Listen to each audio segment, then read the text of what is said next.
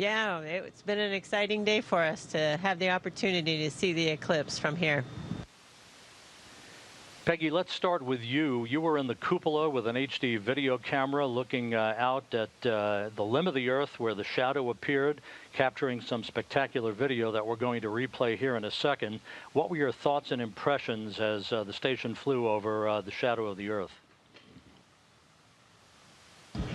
Well, I'd seen pictures from previous eclipses, and so I think I had underestimated what this would look like. This was much darker than I gave it credit for being. Unfortunately, it was kind of near the limb, near the edge of the Earth from our view, so several 100 miles away. But it still was impressive to be able to see that dark spot as we passed by. For Randy Bresnick, Randy, you've been looking forward to this event for some time now. Your thoughts and impressions of the eclipse. You also shot digital still imagery of it as well. And what does a solar eclipse do to a human being? What does it do to a human being in terms of understanding our place in the universe? That's certainly a big question.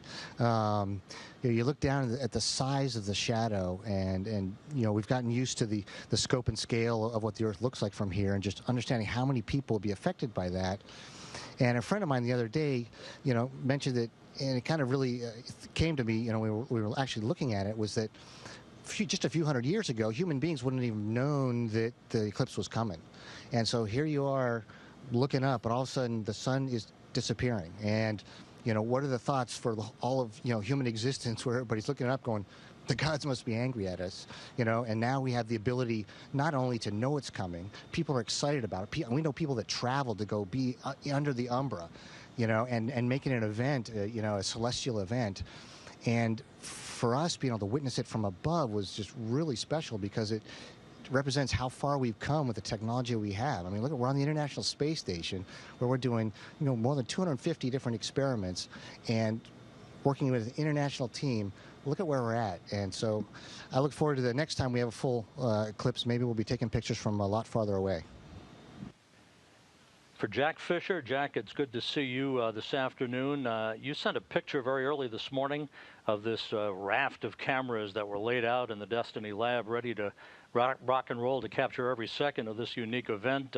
Was it awesome sauce ×2 for you? Yes, it was awesome sauce ×2. And Rob, this has been a huge coordination effort.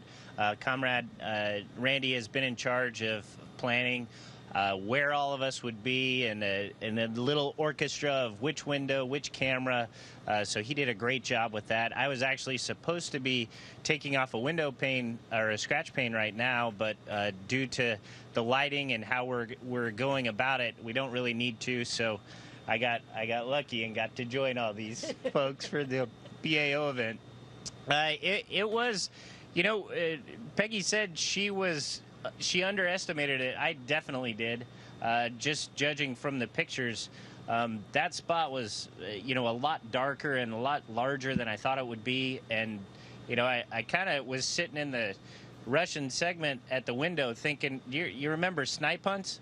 I was like, man, this is kind of like a snipe hunt. I think somebody's pulling a joke on me.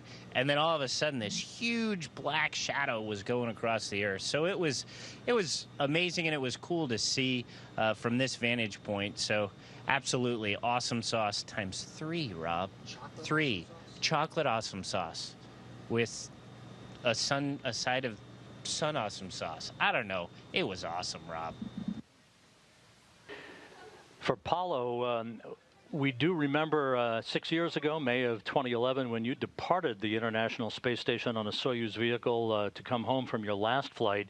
You took that signature picture of the shuttle Endeavour docked to the station with all of the other international partner components and vehicles linked up. How did today's experience compare with that moment 6 years ago?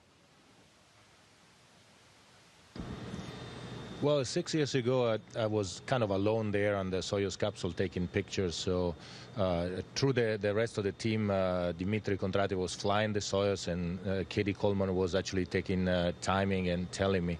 But it was me with one camera and a video camera and taking picture. Here today we had, as you saw from the photo that Two-Fish Jack sent this morning, we had an armada of equipment. We had multiple places. We were flying back and forth from the station to the cupola Russian segment, up and down, and it was a completely different orchestrated system. I was impressed too by the shadow passing by. I've seen some pictures, and I always, as a kid, I always thought